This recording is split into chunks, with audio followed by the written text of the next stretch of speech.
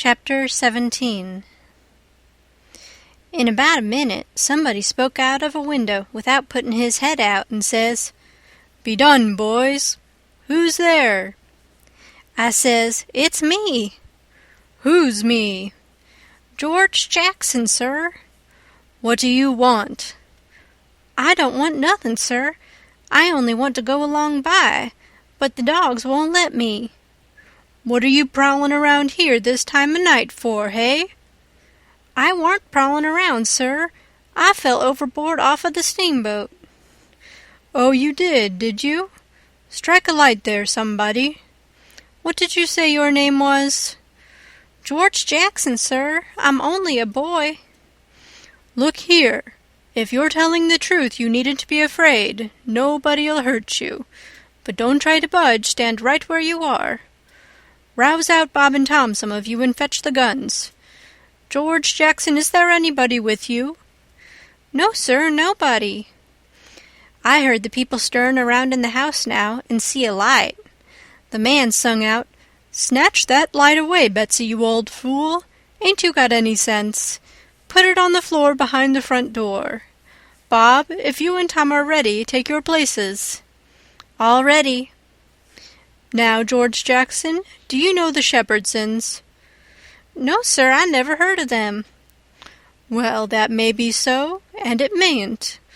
Now, all ready. Step forward, George Jackson. And mind, don't you hurry, come mighty slow. If there's anybody with you, let him keep back. If he shows himself, he'll be shot. Come along now. Come slow. Push the door open yourself. Just enough to squeeze in, do you hear?" I didn't hurry. I couldn't if I'd 'a' wanted to. I took one slow step at a time, and there weren't a sound, only I thought I could hear my heart. The dogs were as still as the humans, but they followed a little behind me. When I got to the 3 log doorsteps, I heard them unlocking and unbarring and unbolting. I put my hand on the door and pushed it a little, and a little more, till somebody said, "There, that's enough. Put your head in." I done it, but I judged they would take it off.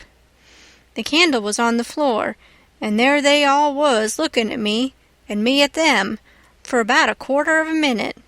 3 big men with guns pointed at me, which made me wince, I tell you. The oldest gray and about 60, the other 2 30 or more, all of them fine and handsome, and the sweetest old gray-headed lady, and back of her 2 young women which I couldn't see right well. The old gentleman says, "There, I reckon it's all right. Come in." As soon as I was in, the old gentleman, he locked the door and barred it and bolted it, and told the young men to come in with their guns, and they all went in a big parlor that had a new rag carpet on the floor, and got together in a corner that was out of the range of the front windows. There weren't none on the side. They held the candle and took a good look at me, and all said, "Why, he ain't a Shepherdson. No, there ain't any Shepherdson about him." Then the old man said he hoped I wouldn't mind being searched for arms, because he didn't mean no harm by it.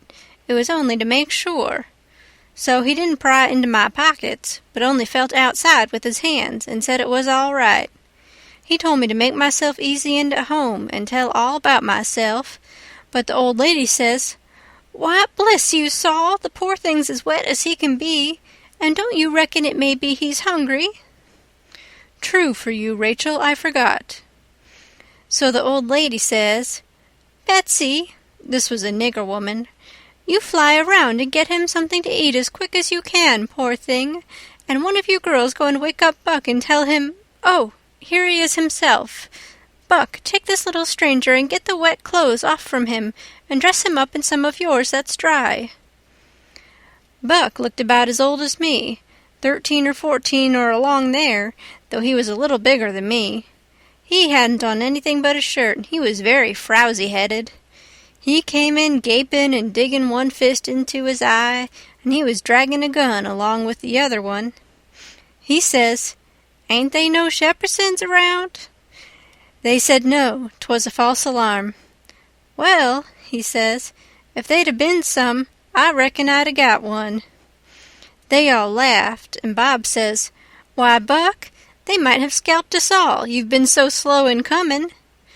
"Well, nobody come after me, and it ain't right I'm always kept down. I don't get no show." "Never mind, Buck, my boy," says the old man.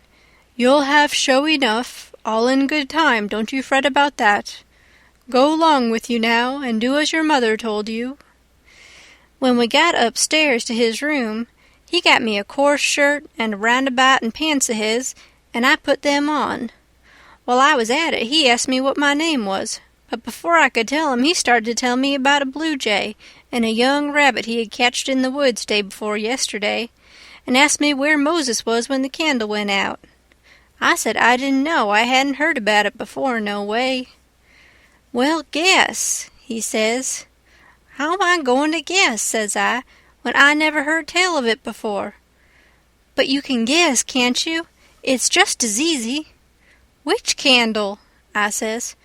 "Why, any candle," he says. "I don't know where he was," says I.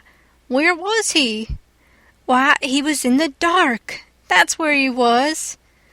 "Well, if you knowed where he was, what did you ask me for?" "Why, blame it, it's a riddle, don't you see? Say, how long are you going to stay here? You got to stay always. We can just have boomin' times. They don't have no school now. Do you own a dog? I've got a dog, and he'll go in the river and bring out chips that you throw in. Do you like to comb up Sundays and all that kind of foolishness? You bet I don't, but Ma, she makes me. Confound these old breeches.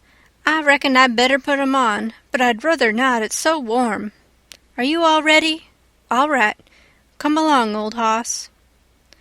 Cold corn pone, cold corned beef, butter and buttermilk. That is what they had for me down there, and there ain't nothing better that ever I've come across yet. Buck and his ma and all of them smoked cob pipes, except the nigger woman, which was gone, and the 2 young women. They all smoked and talked, and I eat and talked. The young women had quilts around them, and their hair down their backs. They all asked me questions, and I told them how Pap and me and all the family was living on a little farm down at the bottom of Arkansas, and my sister Mary Ann run off and got married and never was heard of no more, and Bill went to hunt them, and he weren't heard of no more, and Tom and Mort died, and then there weren't nobody but just me and Pap left, and he was just trimmed down to nothing on account of his troubles. So when he died, I took what there was left, because the farm didn't belong to us, and started up the river, deck passage, and fell overboard, and that was how I come to be here. So they said I could have a home there as long as I wanted it. Then it was most daylight, and everybody went to bed. And I went to bed with Buck, and when I waked up in the morning, drat it all, I had forgot what my name was. So I laid there about an hour trying to think, and when Buck waked up, I says, "Can you spell, Buck?" "Yes," he says. "I bet you can't spell my name," says I. "I bet you what, you dare I can," says he. "All right," says I, "go ahead." Georgejackson. There now, he says. "Well," says I, "you done it, but I didn't think you could. It ain't no slouch of a name to spell, right off without studying." I set it down private, because somebody might want me to spell it next, and so I wanted to be handy with it, and rattle it off like I was used to it. It was a mighty nice family, and a mighty nice house, too. I hadn't seen no house out in the country before that was so nice and had so much style.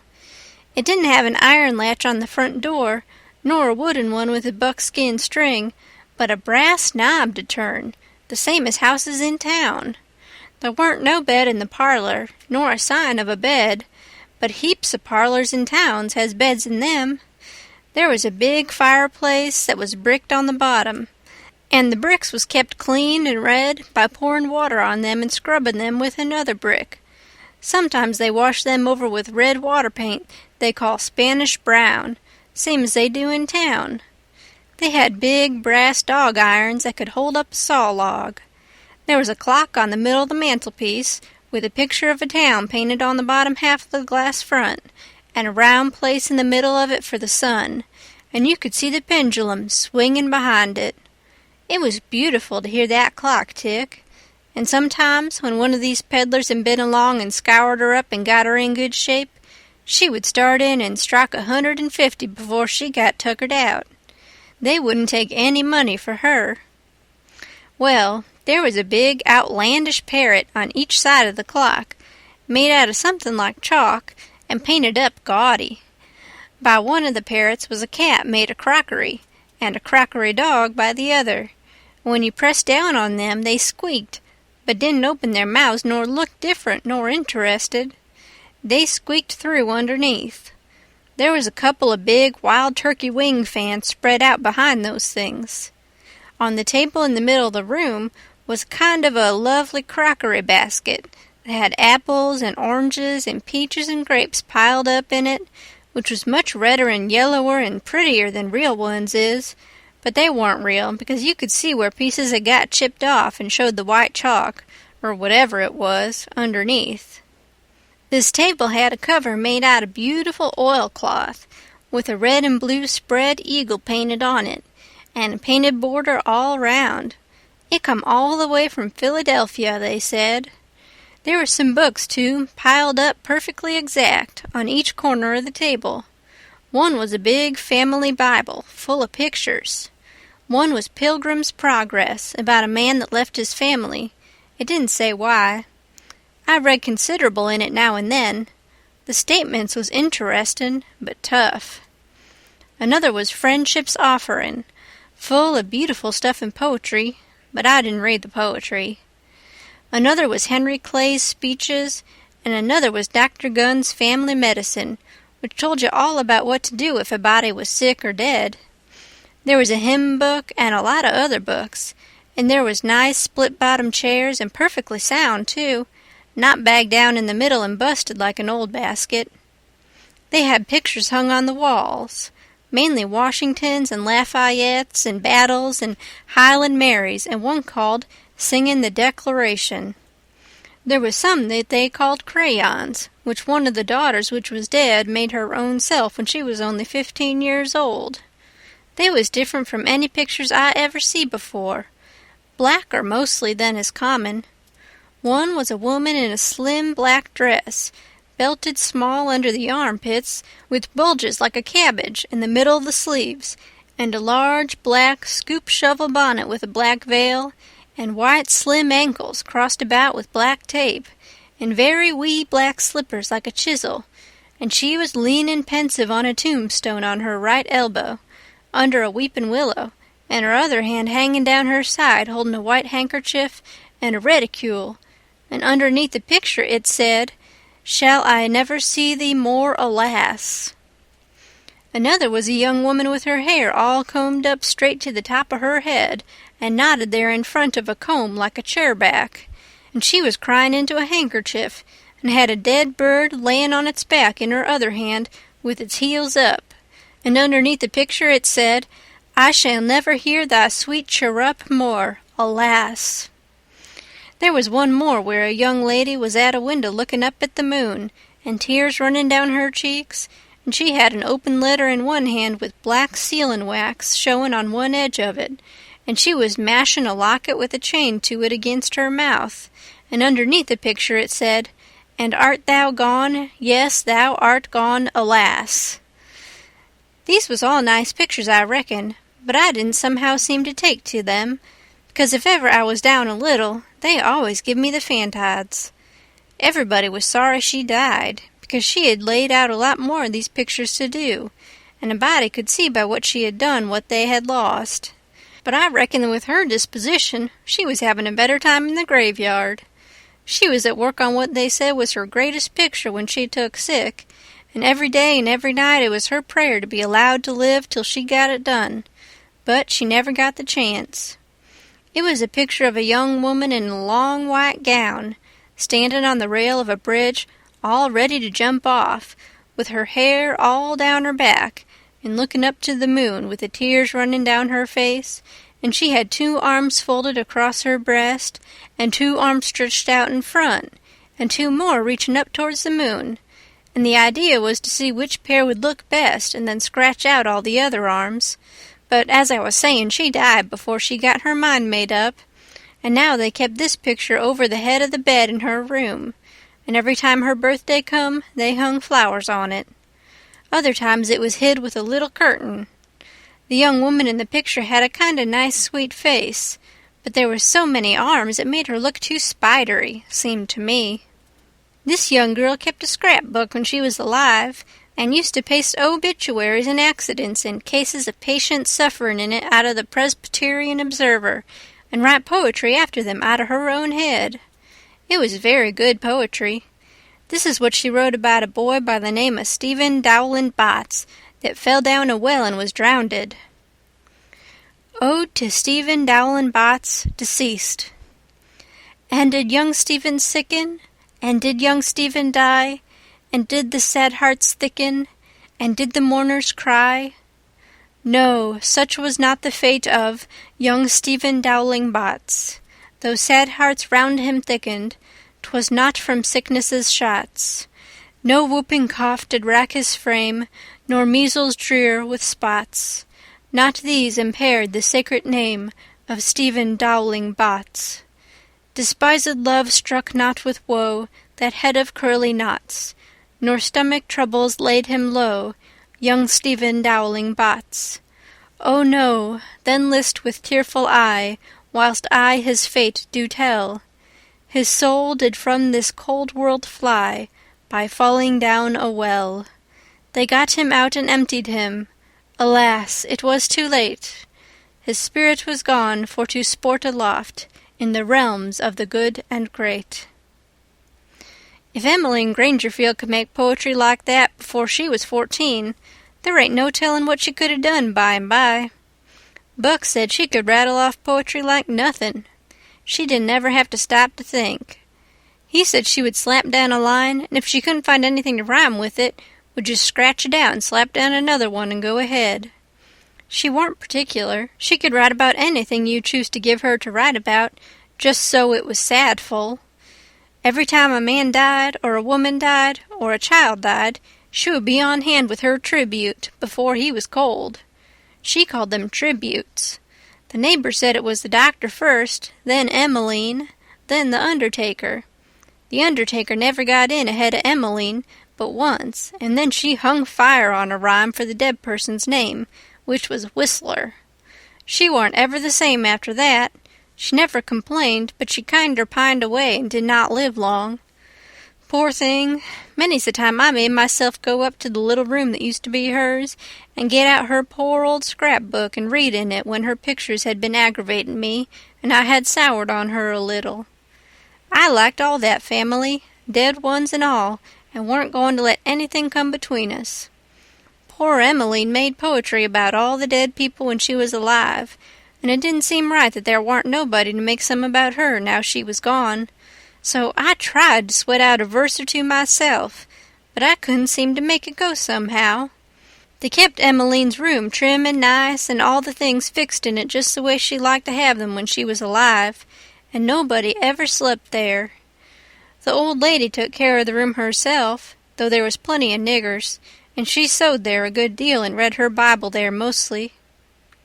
Well, as I was saying about the parlor, there was beautiful curtains on the windows, white, with pictures painted on them of castles with vines all down the walls, and cattle coming down to drink. There was a little old piano, too, that had tin pans in it, I reckon, and nothing was ever so lovely as to hear the young ladies sing "The Last Link is Broken" and play "The Battle of Prague" on it. The walls of all the rooms was plastered, and most had carpets on the floors, and the whole house was whitewashed on the outside. It was a double house, and the big open place betwixt them was roofed and floored, and sometimes the table was set there in the middle of the day, and it was a cool, comfortable place. Nothing couldn't be better, and warn't the cooking good, and just bushels of it, too. End of Chapter 17. Chapter 18. Colonel Grangerford was a gentleman, you see. He was a gentleman all over, and so was his family. He was well born, as the saying is, and that's worth as much in a man as it is in a horse, so the widow Douglas said, and nobody ever denied that she was of the first aristocracy in our town. And Pap, he always said it too, though he warn't no more quality than a mudcat himself. Colonel Grangerford was very tall and very slim, and had a darkish paley complexion, not a sign of red in it anywheres. He was clean-shaved every morning all over his thin face, and he had the thinnest kind of lips, and the thinnest kind of nostrils, and a high nose and heavy eyebrows, and the blackest kind of eyes, sunk so deep back that they seemed like they was looking out of caverns at you, as you may say. His forehead was high, and his hair was black and straight and hung to his shoulders. His hands was long and thin, and every day of his life he put on a clean shirt and a full suit from head to foot, made out of linen so white it hurt your eyes to look at it, and on Sundays he wore a blue tailcoat with brass buttons on it. He carried a mahogany cane with a silver head to it. There warn't no frivolousness about him, not a bit, and he warn't ever loud. He was as kind as he could be. You could feel that, you know, and so you had confidence. Sometimes he smiled, and it was good to see. But when he straightened himself up like a liberty pole, and the lightning begun to flicker out from under his eyebrows, you wanted to climb a tree first and find out what the matter was afterwards. He didn't ever have to tell anybody to mind their manners. Everybody was always good-mannered where he was. Everybody loved to have him around, too.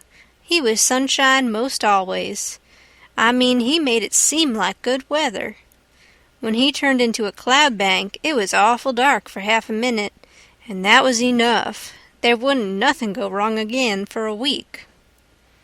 When him and the old lady come down in the morning, all the family got up out of their chairs and give them good day, and didn't set down again till they had set down.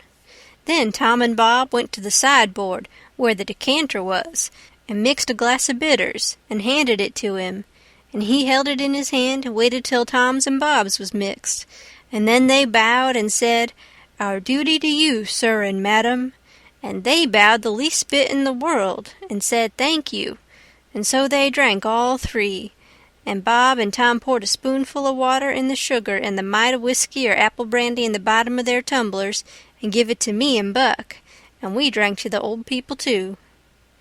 Bob was the oldest, and Tom next. Tall, beautiful men, with very broad shoulders and brown faces and long black hair and black eyes. They dressed in white linen from head to foot, like the old gentlemen, and wore broad Panama hats. Then there was Miss Charlotte. She was 25, and tall and proud and grand, about as good as she could be when she warn't stirred up, but when she was, she had a look that would make you wilt in your tracks like her father. She was beautiful. So was her sister, Miss Sophia, but it was a different kind. She was gentle and sweet like a dove, and she was only 20. Each person had their own nigger to wait on them, Buck, too. My nigger had a monstrous easy time because I warn't used to having anybody do anything for me, but Buck's was on the jump most of the time. This was all there was of the family now, but there used to be more. 3 sons they got killed, and Emmeline that died. The old gentleman owned a lot of farms and over 100 niggers. Sometimes a stack of people would come there, horseback, from 10 or 15 mile round, and stay 5 or 6 days, and have such junketings round about and on the river, and dances and picnics in the woods daytimes, and balls at the house nights. These people was mostly kinfolks of the family. The men brought their guns with them. It was a handsome lot of quality, I tell ya.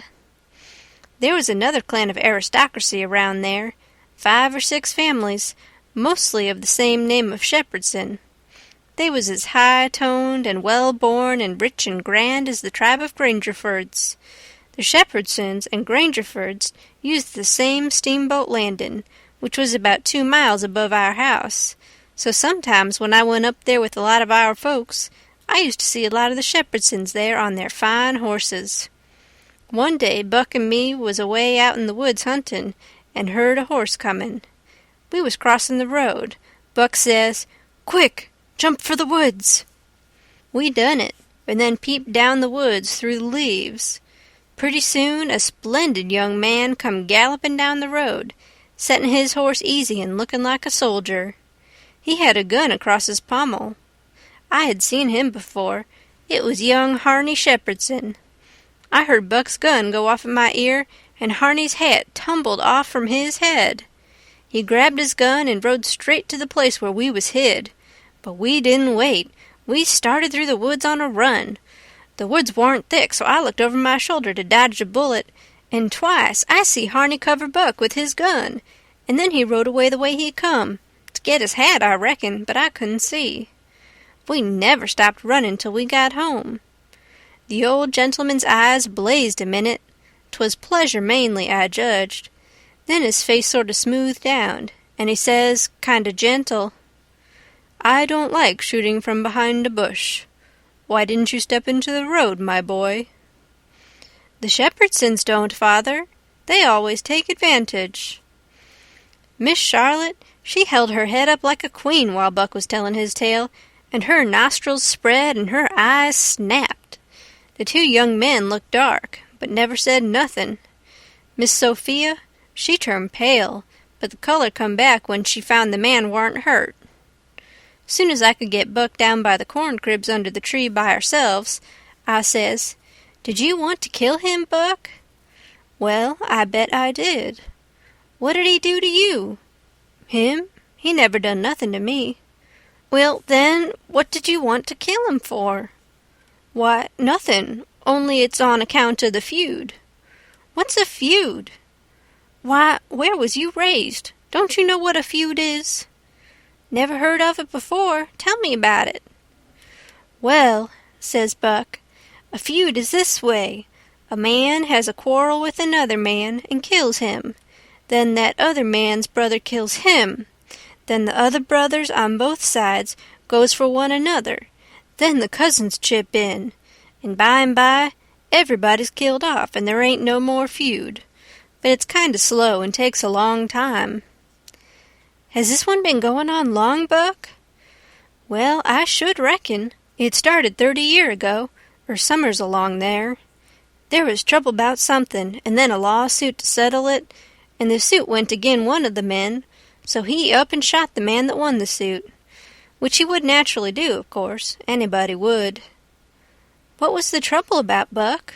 Land?" "I reckon maybe. I don't know." "Well, who done the shooting? Was it a Grangerford or a Shepherdson?" "Laws, how do I know? It was so long ago." "Don't anybody know?" "Oh, yes, Pa knows, I reckon, and some of the other old people, but they don't know now what the row was about in the first place." "Has there been many killed, Buck?" "Yes, right smart chance of funerals, but they don't always kill. Pa's got a few buckshot in him, but he don't mind it 'cause he don't weigh much anyway. Bob's been carved up some with a bowie, and Tom's been hurt once or twice." "Has anybody been killed this year, Buck?" "Yes, we got one and they got one. 'Bout 3 months ago, my cousin Bud, 14-year-old, was riding through the woods on the other side of the river and didn't have no weapon with him, which was blame foolishness, and in a lonesome place he hears a horse a-comin' behind him, and sees old Baldy Shepherdson a-linkin' after him with his gun in his hand and his white hair a-flyin' in the wind.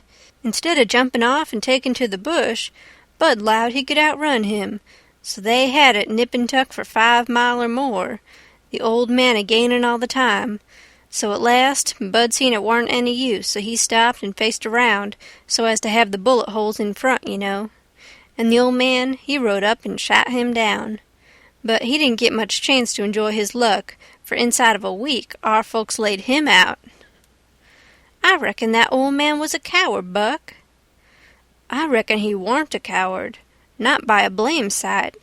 There ain't a coward amongst them Shepherdsons, not a one. And there ain't no cowards amongst the Grangerfords either. Why, that old man kept up his end in a fight one day for half an hour against 3 Grangerfords, and come out winner. That was all a horseback.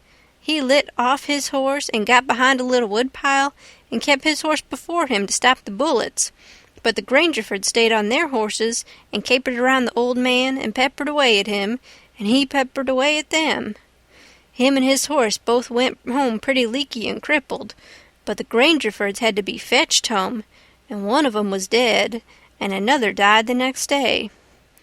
No, sir, if a body's out hunting for cowards, he don't want to fool away any time amongst them Shepherdsons, because they don't breed any of that kind.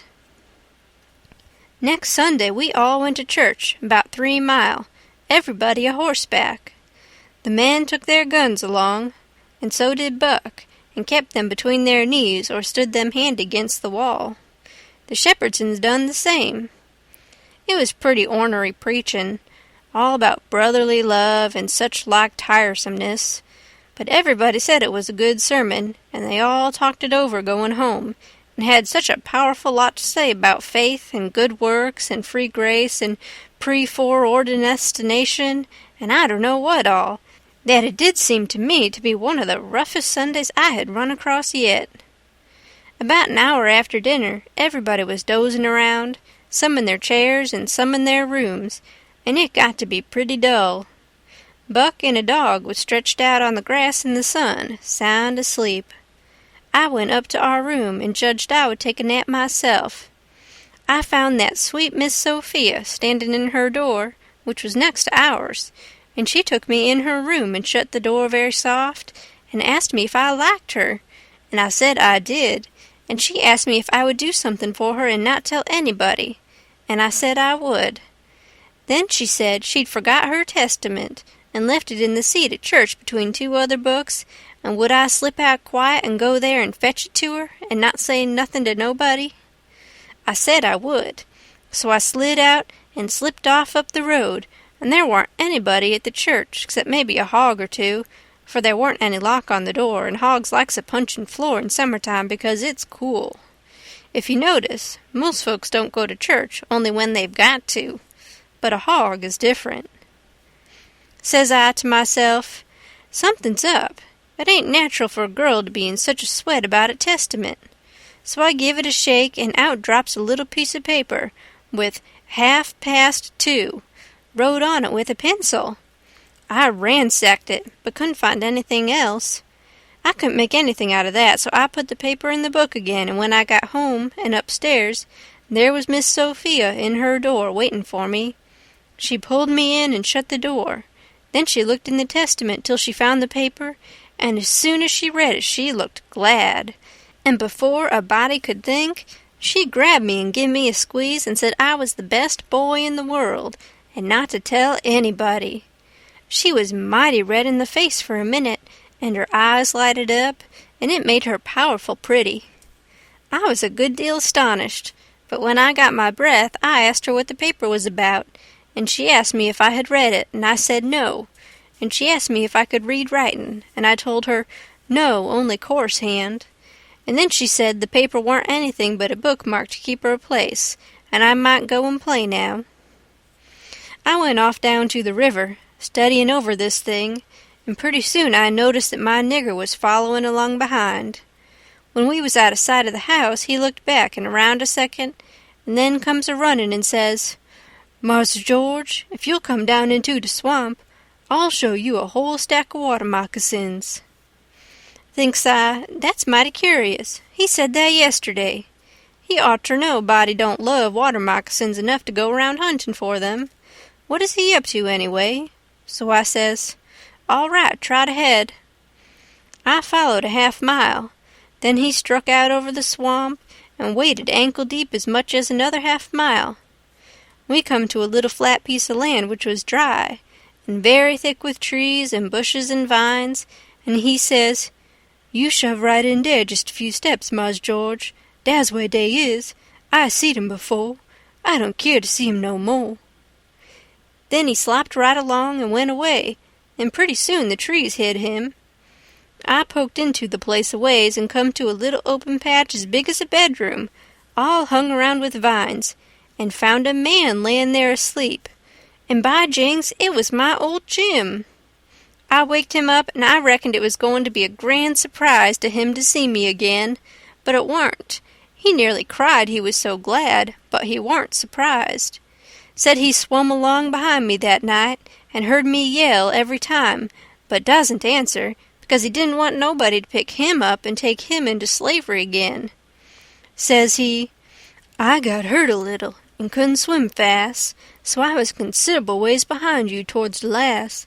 When you landed, I reckoned I could ketch up with you on the land 'thout having to shout at you, but when I see that house I begin to go slow. I is off too fur to hear what they say to you. I was afraid of the dogs, but when it was all quiet again, I knowed you was in the house, so I struck out for the woods to wait for day. Early in the morning some of the niggers come along, gwine to the fields, and they took me and showed me this place, where the dogs can't track me on accounts of the water, and they brings me truck to eat every night, and tells me how you's a-getting along. Why didn't you tell my Jack to fetch me here sooner, Jim? Well, 'twarn't no use to disturb you, Huck, till we could do something, but we's all right now. I been a-buying pots and pans and victuals, and I got a chancet and a-patching up the raft nights when— What raft, Jim? Our old raft. You mean to say our old raft warn't smashed all to flinders? No, she warn't. She was tore up a good deal. One end of her was, but they warn't no great harm done, only our traps was most all lost. If we hadn't dived so deep and swum so far under water, and the night hadn't been so dark, and we weren't so skeered, and been such pumpkin heads as to sayin' is, we'd a seed the raft. But it's just as well we didn't, 'cause now she's all fixed up again most as good as new, and we's got a new lot of stuff, in the place of what is lost. Why, how did you get hold of the raft again, Jim? Did you catch her? How I goin' to ketch her and I out in the woods? No, some of the niggers found her ketched on a snag along here in the bend, and they hid her in a crick mongst the willows, and they was so much jawin' about which on 'em she belonged to the most, that I come to hear about it pretty soon, so I ups and settles the trouble by tellin' 'em she don't belong to none of 'em, but to you and me, and I asked 'em if they's gwine to grab a young white gentleman's property and get a hidin' for it. Then I gin 'em 10 cents apiece, and they is mighty well satisfied, and wished some more rafts would come along and make 'em rich again. They's mighty good to me, these niggers is, and whatever I wants 'em to do for me, I don't have to ask 'em twice, honey. That Jack's a good nigger, and pretty smart. Yes, he is. He ain't ever told me you was here. Told me to come, and he'd show me a lot of water moccasins. If anything happens, he ain't mixed up in it. He can say he never seen us together, and it'll be the truth. I don't want to talk much about the next day. I reckon I'll cut it pretty short. I waked up about dawn, and was a-going to turn over and go to sleep again, when I noticed how still it was. Didn't seem to be anybody stirring. That warn't usual. Next, I noticed that Buck was up and gone. Well, I gets up a-wonderin' and goes downstairs. Nobody around, everything as still as a mouse. Just the same outside. Thinks I, what does it mean? Down by the woodpile, I comes across my Jack and says, What's it all about? Says he, Don't you know, Mars George? No, says I don't. Well, den, Miss Sophia's run off, 'deed she has. She run off in de night sometime. Nobody don't know just when. Run off to get married to dat young Harney Shepherdson, you know. Leastways so they spec. The family found it out about half-hour ago, maybe little more, and I tell you they were no time lost. Sich another hurrying up guns and horses you never see. The woman folks is gone for to stir up their relations, and old Mars Saul and the boys tuck they guns and rode up the river road for to try to catch dat young man and kill him before he can get across the river with Miss Sophia. I reckon they's gwine to be mighty rough times. Buck went off that waking me up. Well, I reckon he did. They warn't gwine to mix you up in it. Marse Buck, he loaded up his gun and 'lowed he's gwine to fetch home a Shepherdson or bust. Well, there'll be plenty of 'em there, I reckon, and you bet you he'll fetch one if he gets a chancet. I took up the river road as hard as I could put. By and by, I began to hear guns a good ways off. When I came inside of the log store in the woodpile where the steamboats land, I worked along under the trees and brushed till I got to a good place, and then I clumb up into the forks of a cottonwood that was out of reach and watched. There was a wood rank 4 foot high a little ways in front of the tree, and first I was going to hide behind that, but maybe it was luckier I didn't. There was 4 or 5 men cavorting around on their horses in the open place before the log store, cussing and yelling and trying to get at a couple of young chaps that was behind the wood rank alongside of the steamboat landing, but they couldn't come it. Every time one of them showed himself on the riverside of the woodpile, he got shot at. The 2 boys was squatting back to back behind the pile so they could watch both ways. By and by, the men stopped cavorting around and yelling. They started riding towards the store. Then up gets one of the boys, draws a steady bead over the wood rank, and drops one of them out of his saddle. All the men jumped off of their horses and grabbed the hurt one and started to carry him to the store, and that minute the 2 boys started on the run. They got halfway to the tree I was in before the men noticed. Then the men see them, and jumped on their horses and took out after them. They gained on the boys, but it didn't do no good. The boys had too good a start. They got to the woodpile that was in front of my tree and slipped in behind it, and so they had the bulge on the men again. One of the boys was Buck, and the other was a slim young chap, about 19 years old. The men ripped around a while and then rode away. As soon as they was out of sight, I sung out to Buck and told him. He didn't know what to make of my voice coming out of the tree at first.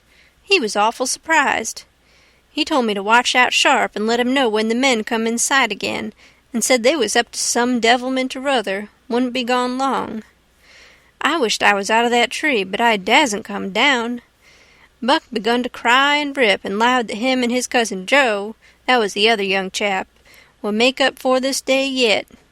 He said his father and his 2 brothers was killed, and 2 or 3 of the enemy. Said the Shepherdsons laid for them in ambush.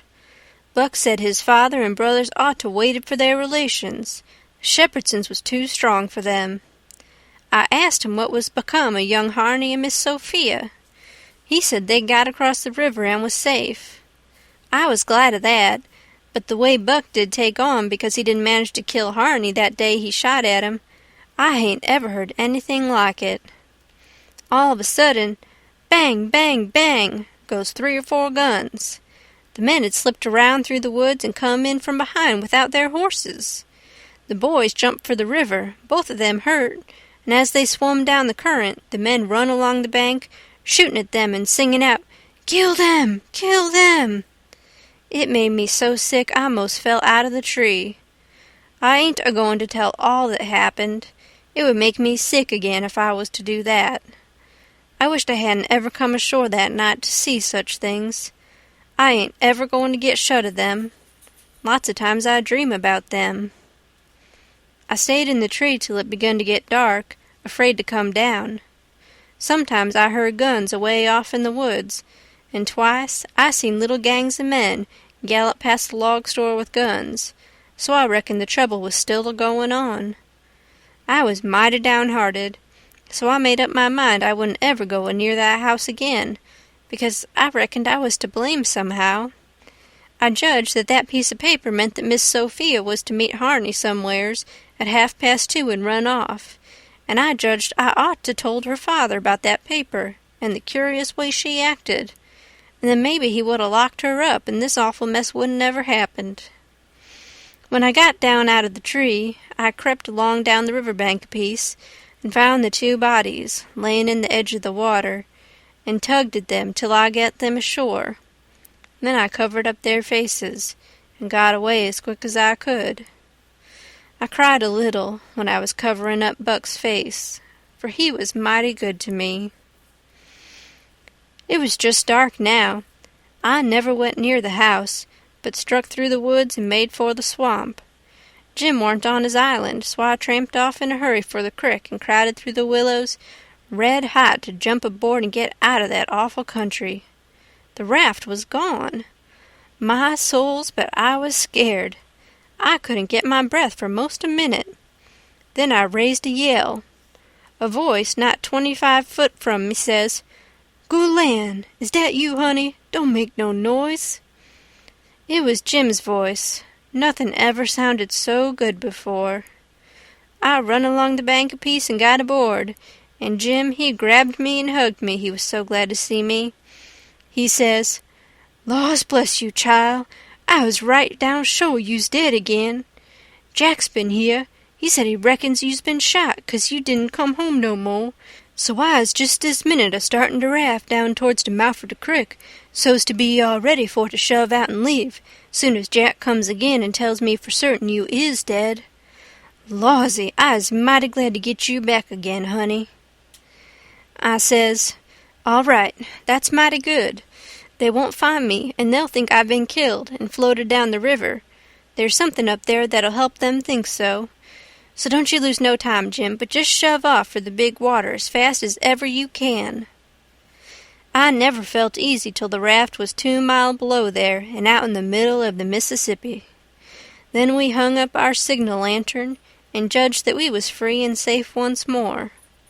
I hadn't had a bite to eat since yesterday, so Jim, he got out some corn dodgers and buttermilk and pork and cabbage and greens. There ain't nothing in the world so good when it's cooked right, and whilst I eat my supper we talked and had a good time. I was powerful glad to get away from the feuds, and so was Jim to get away from the swamp. We said there warn't no home like a raft after all. Other places do seem so cramped up and smothery, but a raft don't. You feel mighty free and easy and comfortable on a raft. End of chapter 18.